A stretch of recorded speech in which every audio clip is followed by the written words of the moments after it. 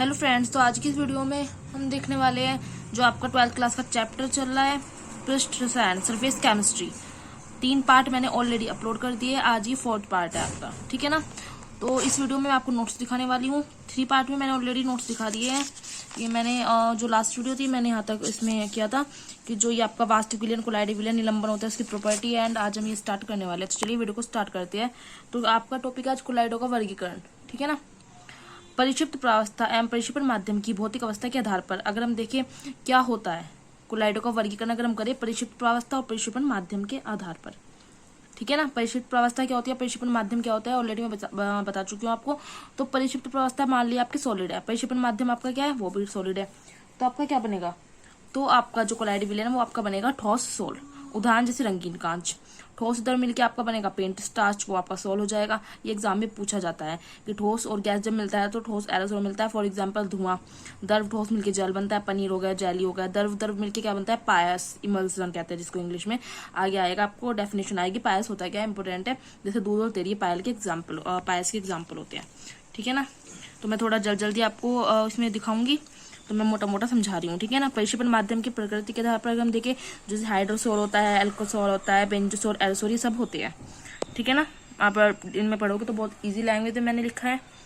आपको क्या करना है, वीडियो को पॉज करके अपने अच्छे से नोट्स बना लेने हैं।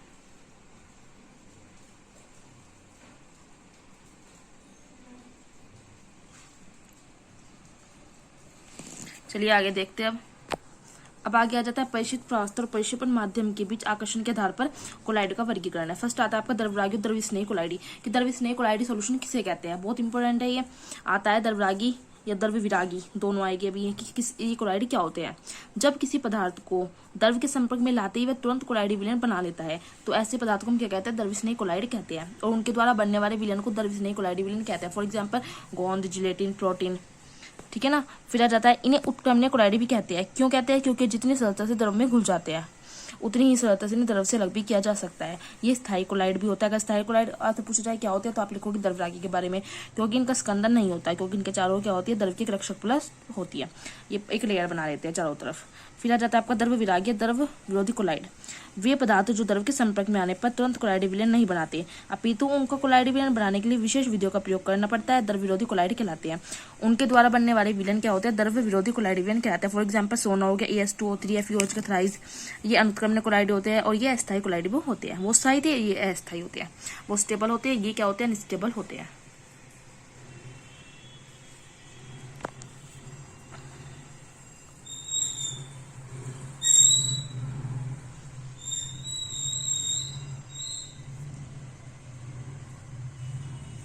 लास्ट में मैं आपको फिर से सारा दिखा दूंगी, आप वीडियो को पॉज करके नोट्स बना लेना। फिलहाल मैं आपको थोड़ा थोड़ा मोटा हेडिंग के तौर पर बता रही हूँ ताकि आपको लिखने में परेशानी ना हो। अब आ जाता है परिक्षिप्त प्रावस्था के कणों के आधार पर कोलाइड का वर्गीकरण, जो होते हैं बहुआण्विक कोलाइड होते हैं।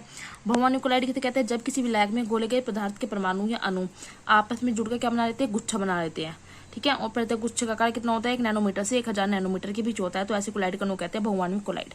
जैसे सोने का कोलाइड विलयन, सल्फर का कोलाइड विलयन एग्जाम्पल हो जाएंगे। फिर आता है आपका वृहदान्विक कोलाइड विलयन क्या होता है, ठीक है ना। जब बहुत बड़े आकार वाले अणुओं को किसी विलायक में घोलने पर वे बड़े कण टूटकर 1 नैनोमीटर से 1000 नैनोमीटर तक का आकार ग्रहण कर लेते हैं, तो ऐसे पदार्थों को वृहदान्विक कोलाइड कहते हैं। For example starch, protein, cellulose, ये सब आ जाता है।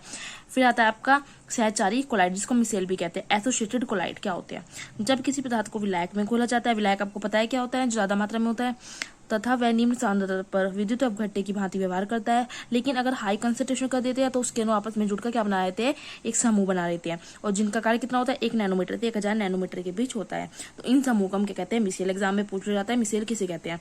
तथा ऐसे पदार्थों को हम सहचारी कोलाइड कहते हैं। For example sodium citrate, sodium citrate क्या होता है, साबुन होता है। तो आपके साबुन का फॉर्मूला क्या होता है, C17H35COONA, ठीक है ना। तो साबुन का क्या होता है नाम, सोडियम सिट्रेट।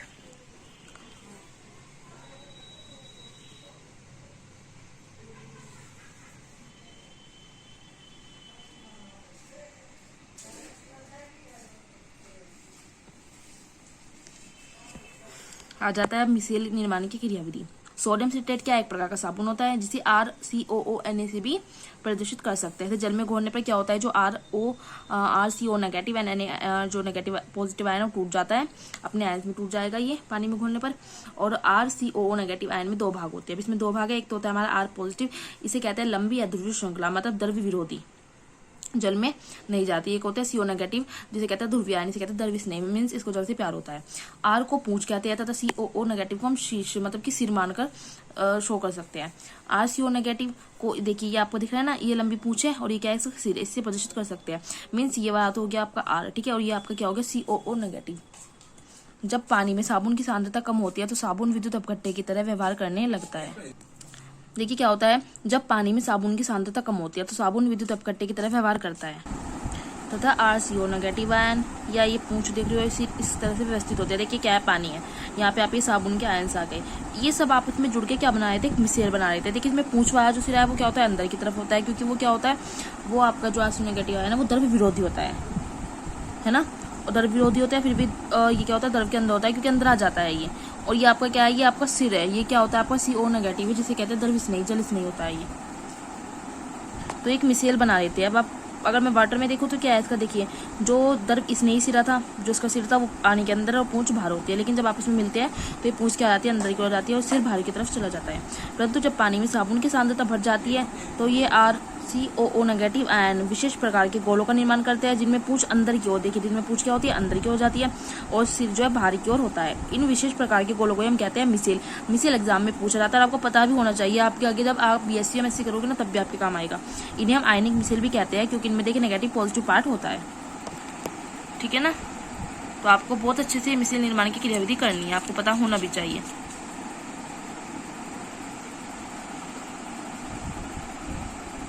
चलिए आगे देखते हैं अब हम। आगे आ जाता है क्राफ्ट टेम्परेचर। क्या होता है, वह न्यूनतम ताप जिस पर मिसेल बनना शुरू होता है क्राफ्ट टेम्परेचर कहलाता है। क्रांतिक मिसेल सांद्रता CMC, critical micelle constitution important है। क्या होता है, मिसेल के निर्माण के लिए विद्युत अपघट्य की आवश्यक सांद्रता, जितना विद्युत अपघट्य चाहिए होता है वो क्रांतिक मिसेल सांद्रता कहलाती है। साबुन के लिए CMC का मान कितना होता है, 10⁻⁻4 से 10⁻⁻3 मोल पर लीटर होता है। साबुन के मिसेल में क्या होता है, 100 या 100 से ज्यादा भी आयंस हो सकते हैं। जल विरोधी श्रृंखला जो R है वो जितनी लंबी होती है CMC उतनी कम होती जाती है, ठीक है ना। तो आपको थोड़ा सा इस तरह से थ्योरी लिखनी है। एंड आगे आ जाता है आपका साबुन की शोधन क्रिया। जब साबुन को जल में कम सांद्रता में घोला जाता है तो वह जल की विद्युत अपघट्य की तरह व्यवहार करता है, परंतु अधिक सांद्रता में घोले जाने पर उसके मिसेल बन जाते हैं। जब साबुन के घोल में कपड़ों को डालते हैं तो क्या होता है, RCO नेगेटिव आयन की जो पूंछ है वो जो आपकी कपड़े पर गंदगी होती है, मैल होता है, उस चिकनाई में प्रवेश करने लगती है, ठीक है ना। और मैल में प्रवेश करने वाली पूंछों की संख्या लगातार बढ़ने लगती है। जब मैल कपड़े से ऊपर उठने लगता है, अंत में क्या होता है, RCO नेगेटिव आयन मैल के ऊपर मिसेल बना देता है, जिससे मैल कपड़े से अलग हो जाता है और जिसे जल की धार से धो दिया जाता है। कैसे, देखिए आपका क्या है, पानी है, इसमें आपका क्या हुआ, आपने साबुन खोला तो साबुन के घोल ने क्या किया, जैसे ये आपका बीच में मानो सेंटर में आपकी क्या है, जो आपके कपड़े पर गंदगी थी, उन्होंने क्या करा, सब साबुन के सारे आयंस में मिसेल बनाया उन्होंने एक गुच्छा सा, और क्या हुआ, इस मैल को बाहर निकाल दिया। देखिए ये सारे और फिर चले गए, मतलब ये गुच्छा ने बाहर निकाल दिया मैल को। साबुन के जलीय विलयन में चिकनाई और जल का पायस बन जाता है, अतः साबुन तेल या चिकनाई का पायसीकरण करके धुलाई में सहायता करता है। तो ये आपका मिसेल कंप्लीट यहाँ पे होता है अच्छी तरह से। आगे आता है आपका कोलाइडी विलयन बनाने की विधि, ये हम नेक्स्ट वीडियो में देखेंगे। आज की वीडियो में इतना ही, मैं आपको स्टार्टिंग से दिखा रही हूँ जहाँ से हमने स्टार्ट किया था, ठीक है ना। तो आपको क्या करना है, वीडियो को पॉज करना है एंड अपने नोट्स अच्छे से प्रिपेयर कर लेने हैं।